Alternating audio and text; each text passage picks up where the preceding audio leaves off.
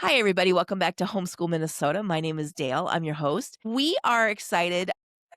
This time of year, a lot of families are thinking college for juniors and seniors in high school. And they're wondering about the processes of either they've been accepted to a college or their process of applying to a college. And then they're starting to think, how are we going to pay for this college? We have a good one for you today. We have a way for all of you families and all of you parents to get the information that you need kind of all in one place from one guy who's done it for a long time and knows his way around financial aid. Our guest today is Howard Freedman, and I just want to welcome him. Welcome, Howard. Well, thank you, and thank you for the opportunity. I hope what we discussed today will be of value to your listeners. Yeah.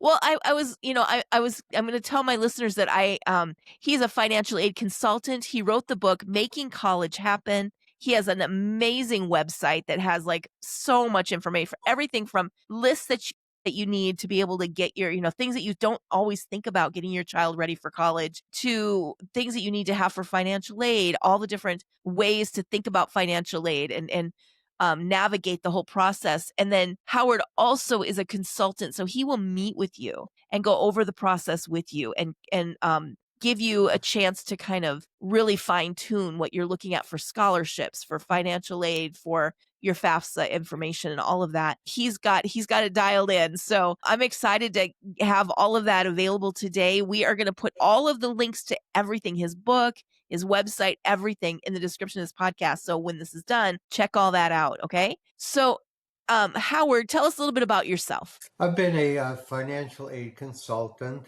for 22, almost 25 years. Becoming a consultant is a culmination of all the many things I've done with my career. I got a degree in business management. Many of the jobs I had was to be an industrial engineer. I managed a large payroll departments for many companies. I learned a lot about process improvements, uh, basically through one of the best people, Edwards Deming, who really talked about, do you fix, is it an isolated problem or is it a system problem? So every time I look at anything and I deal with a client, I never give them a just general answer. I need the specifics and want to know what I could do to help them. I think part of who I am today is I've focused tremendously on customer service, problem resolution. I worked in the Boston school system for a year, but the biggest um, goal I have is helping people.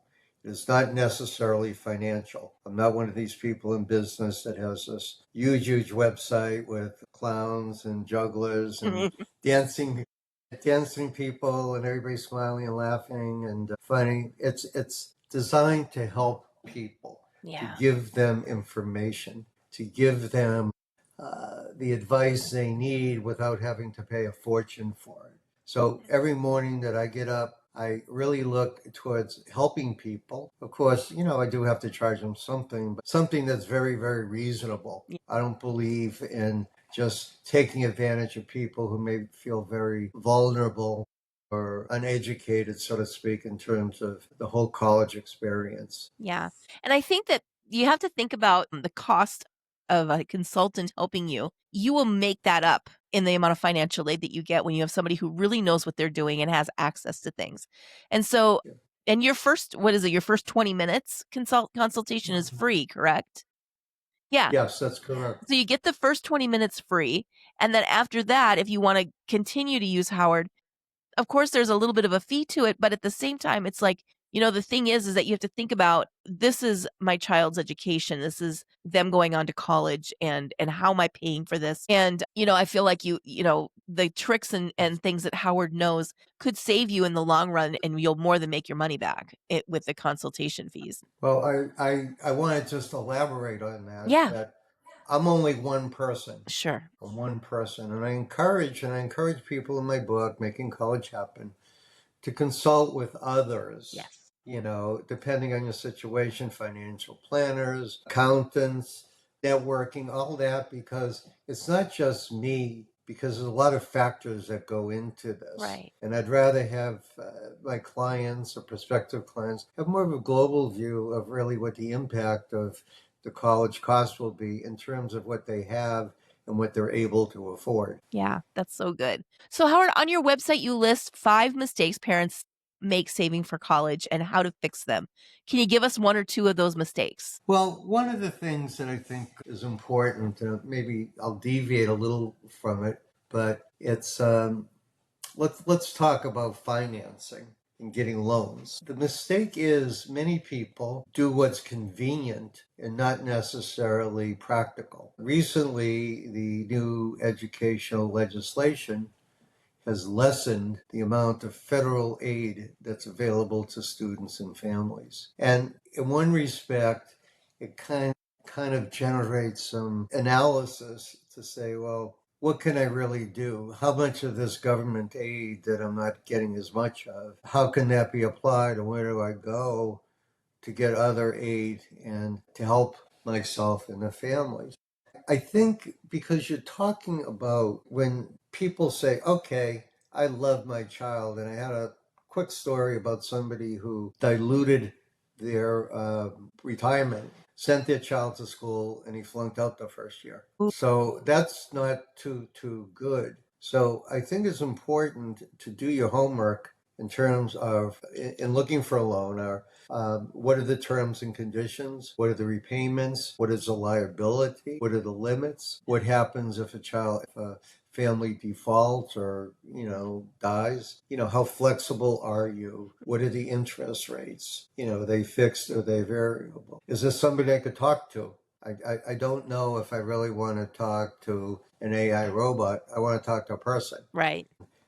So you have to kind of put your list together Yeah. and say, it's not a matter of just getting money or relinquishing money, but it's part of what we call, when I mention the team, go to your financial person if you have one and realize that this is only one piece of your financial puzzle. Families, as they get old, they have to think about retirement. They have to think about the risk of employment.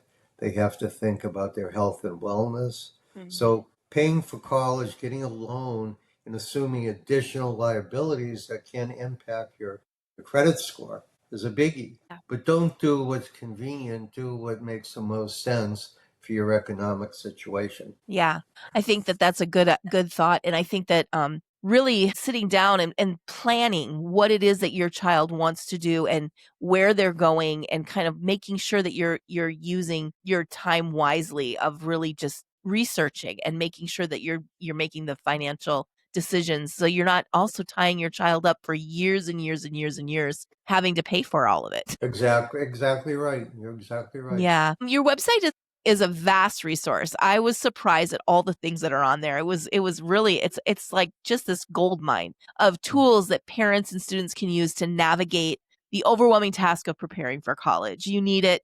You break it all down into bite-sized pieces. Can you tell us what are some little known things about the process that families should be aware of getting ready for college? Well, I think one of the most important things, and I start my book off with two very important words, yes and no.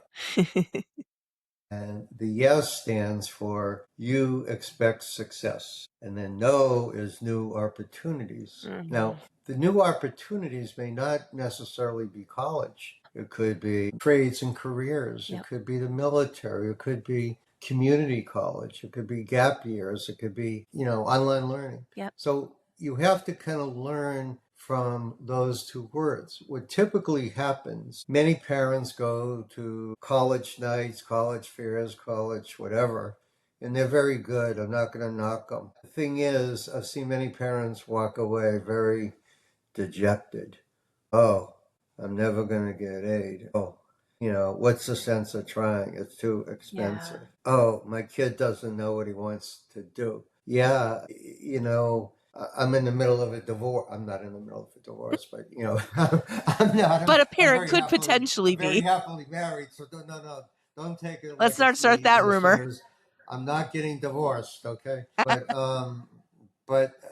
I think you have to kind of look at it and say, there's hope There's over 5,000 schools and institutions where a student can get into. It's a matter of saying, maybe, just maybe, I can't afford $40,000 or $50,000. I just can't do it. Right. But go to community college, transfer, Yep. go into the military, let the military pay for it. Yeah. Go part-time and get a job. So you can't just look at the fact that you're listening to a presentation that talks about federal aid, especially now, since the amount of federal aid has decreased, and you can't really depend on the government to fund a very small part of your education. So Yeah.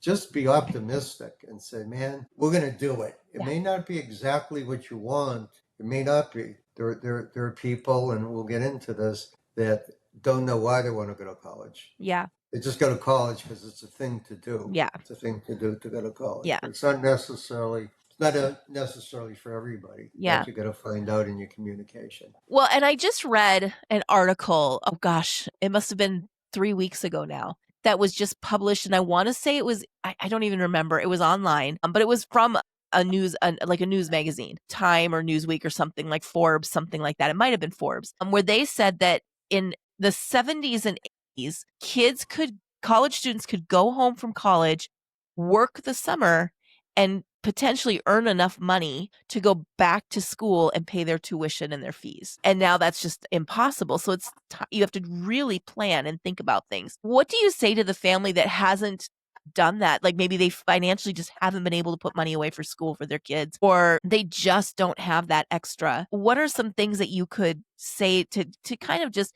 and their child is college bound, maybe they want to be a nurse, maybe they want to be a teacher.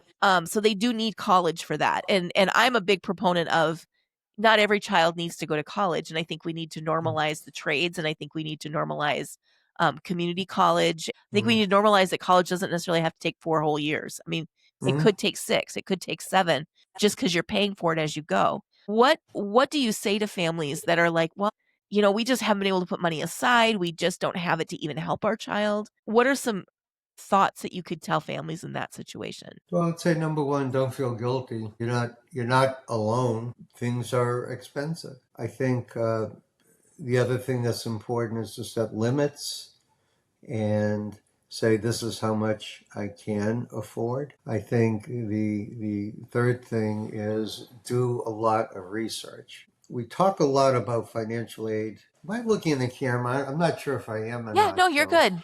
You're good. Okay. Yep. So I think one thing that's very important is diligence. There's a lot of information out there about the colleges. And a few things I suggest people look at is one, the acceptance rate. So that tells you if they accept everybody, the college may not be as good as you think. You may not get your money's worth. Number two, take a look at the job and career opportunities that are out there and what they pay. Because if you don't have a direction, you'll never get there. Right. That's a quote, not my quote, but you have to have a direction. You have to know what you're doing. The third thing, there's no big rush to go to college.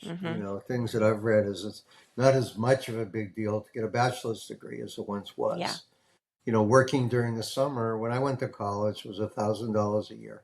I went to a co-op school. Yeah. And that's something that not a lot of people talk about. Go to a school where you can learn, get paid for it, and subsidize some of your education. The other thing that's very, very important that maybe people don't give enough credence is to preparing your child to be marketable.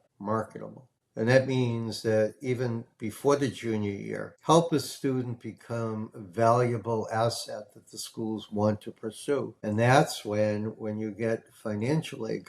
There's really 2 types of financial aid. There's a need-based and merit-based. The need-based aid is based upon filling out a form called a FAFSA, people talk about. And in some schools, the profile, which is much more detailed. But the other thing is to make yourself marketable. And I tell people, write a resume. Write your own resume. Yeah. What are the things that should be in it? Leadership, creativity, belonging to clubs, community service, involvement with your place of worship, things that you've done. things you've done during the summer, volunteer work, athletics, Yeah. all these things, because the more marketable you are, the more anxious schools are to recruit you. And along with it, maybe merit-based aid that does not have to be repaid. Yeah, that's so good. I like that you have on your website a section on reducing anxiety. Can you Mm. talk about what that's about and the importance of bringing students in on the conversation about finances and financial decisions for college right away? I think sometimes parents think, well, this isn't something we want to stress them out about. Let them just get to school. But I think it's important for kids to understand and hear the finances behind it so that they take it seriously maybe. Can you talk a little bit about the anxiety, reducing anxiety part of the college process? Well, if you have a lot of money, see a psychologist. That really, that really, that could help a lot. But for free advice, which I will give you free advice, Sure. I'm just being funny. I don't want anybody to have to go to psychologists if they don't need to. If they do, fine. I think the first thing is learning to breathe. It takes a lot of energy to have anxiety. It kind of wears away at you. Dale Carnegie once talked about, controlling fear and worry. And he said most of the things we worry about, 99% of them don't come true. We use a lot of energy, a lot of energy. So I think you have to get to a point that this can be a fun experience. It does not have to be a situation where everybody is pressured. They feel the pressure. I'd say don't talk to too many people, because a lot of people, you talk to people who know something. Yeah. Don't talk to people who are just so emotional. And my little boy or girl, oh, you're going to such and such a college, you got a full scholarship, and they're so smart and whatever. And maybe your child has a 1.0 GPA, and they're not going to go to one of those colleges, but they're very good with their hands, Mhm. okay?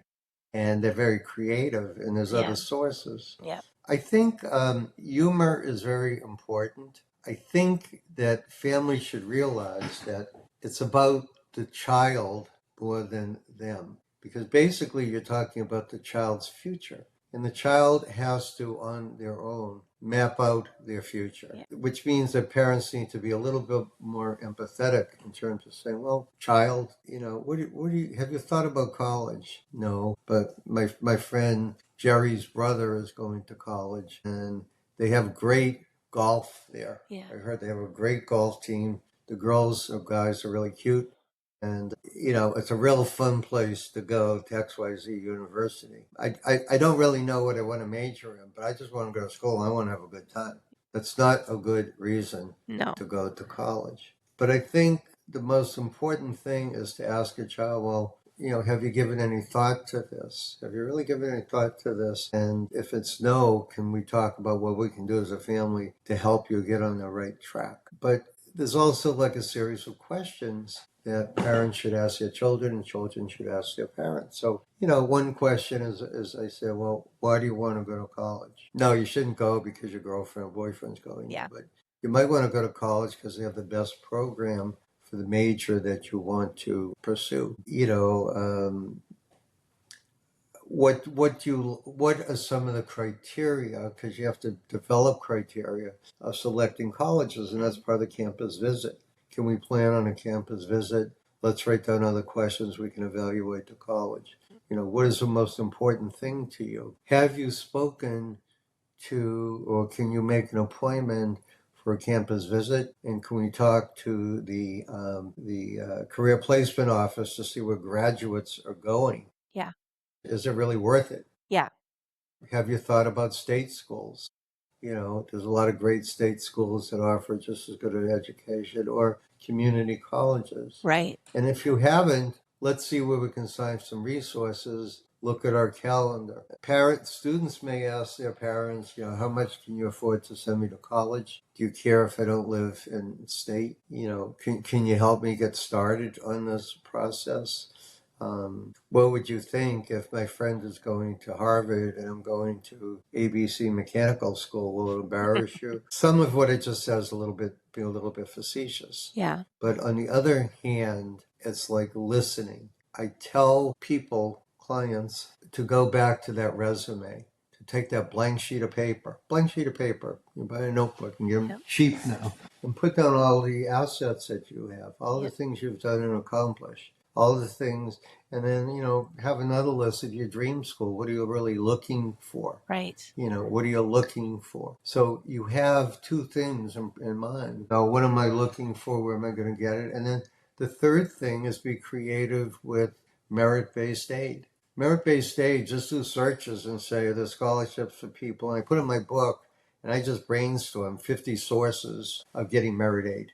50 different sources. You don't know, they don't necessarily advertise. It could be a local grocery, it could be an employer, it could be a small company down the street that really wants to reinforce or help students. So it takes a lot of work, creativity, but don't let one little setback knock you off track. Just stay, have a goal, and work towards achieving it. Yeah. Yep. I think that sounds good. And, the thing is I like that you talk to them about just, what is it that you're actually trying to do and to Mm-hmm. really think about what is your end goal and Mm-hmm. work your way backwards. I think that's a really good way to look at it because it does take away anxiety when you have a lot of communication. And I know for homeschool families, a lot of them start like when their children are freshmen and sophomores in high school, just like, okay, so what's the end goal here? Is there Mm-hmm. something that you're looking, because we have to plan their course of study as parents in Minnesota. We plan their course of study and then we have to do all the record keeping, all the transcripts, Mm-hmm. all that kind of stuff. So we have a lot of that we're doing. And so for us, yeah, we do a lot of that early, which is great. But some families, they thought their child was, this happened to me. Like I thought, my children were going to be, two of them weren't going to really go to school. And now one of them for sure she's in school right now. And because she figured out, at around 25 years old, this is what I want to do with my life. But now Mm-hmm. she's in a position where she can pursue school. And so she's Sure. doing that. And it's just, it doesn't always have to happen at the age of 18 when they're not even hardwired, yet. There's a there's a good quote that I use it a lot, and I think they can attribute it to Eleanor Roosevelt. Yeah. And it goes like this: nobody can make you feel inferior without your Your permission. consent Yep. or permission or whatever. So the thing is, don't worry about what other people think. Yeah. It's not important.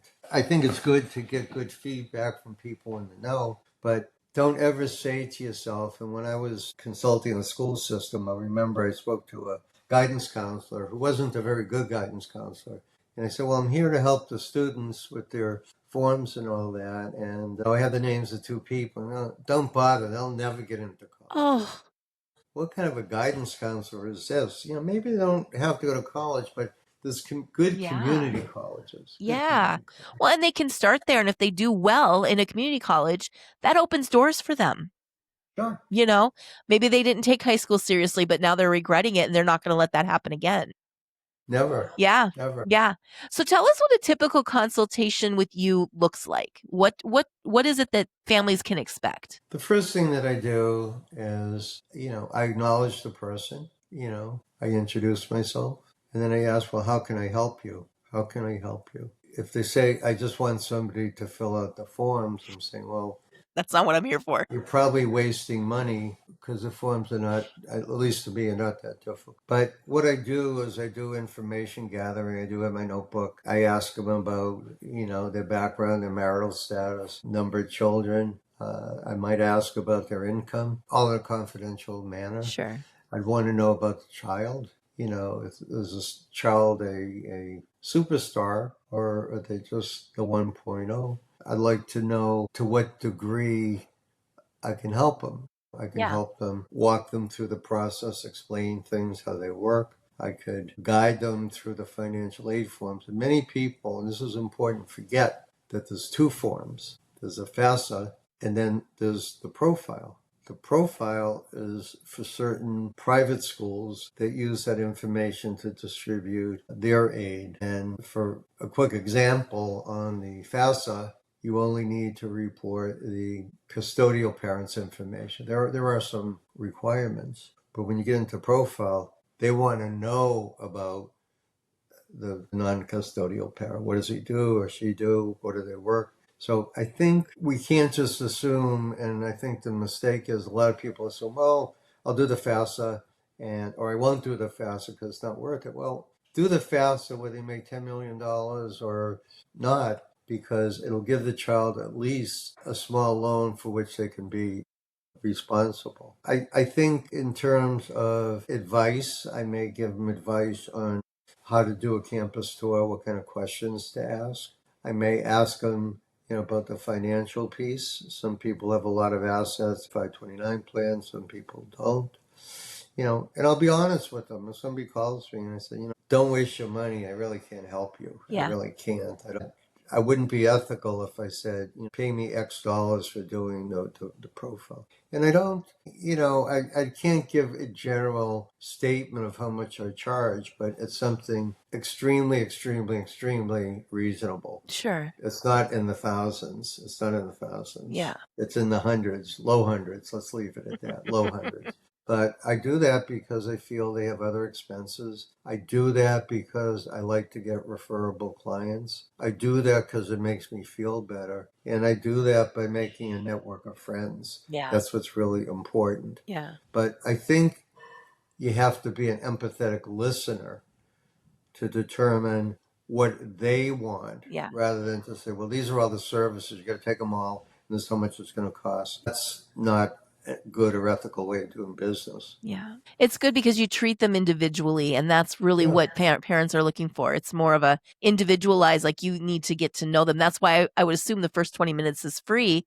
because it's you just figuring out, can I even help you? Is it worth Yeah. your time and money to do this? Mhm. Or is there a better system for you? Which is a good way to do it. And that's why I feel comfortable recommending you, because Thank you. because I know that you've got their best interest at heart. Anyway, well, thank you so much for coming today, Howard. I really, really appreciate it. And thank you for making yourself available to homeschooled students and families who are trying to navigate this process. Yeah. And so for those of you who are interested, I will have all the links to Howard's website, to his book, Making College Happen, so that you can get all of that. Any investment you make now will pay itself back for the future. And so think about it that way. It's just a really good investment in your children. And it gives you a lot of things. If this is your first one, then you've got some tools for your second, third, fourth, however many you have somewhere down the road too, that could really help you out and answer some questions. But we just appreciate you, Howard. Thank you so much for taking time to be on today. My pleasure, and thank you so much for the opportunity to do this. Okay.